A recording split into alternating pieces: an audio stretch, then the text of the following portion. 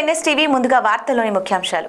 ఎల్లారెడ్డి నియోజకవర్గంలోని పట్టణ కేంద్రం 6వ వార్డు ఇందిరానగర్ కాలనీలో ఘనంగా నిర్వహించబడిన శ్రీ రేణుకా ఎల్లమ్మ 18వ వార్షికోత్సవ బోనాల వేడుకల్లో స్థానిక ఎమ్మెల్యే మదన్ మోహన్ గారు పాల్గొన్నారు.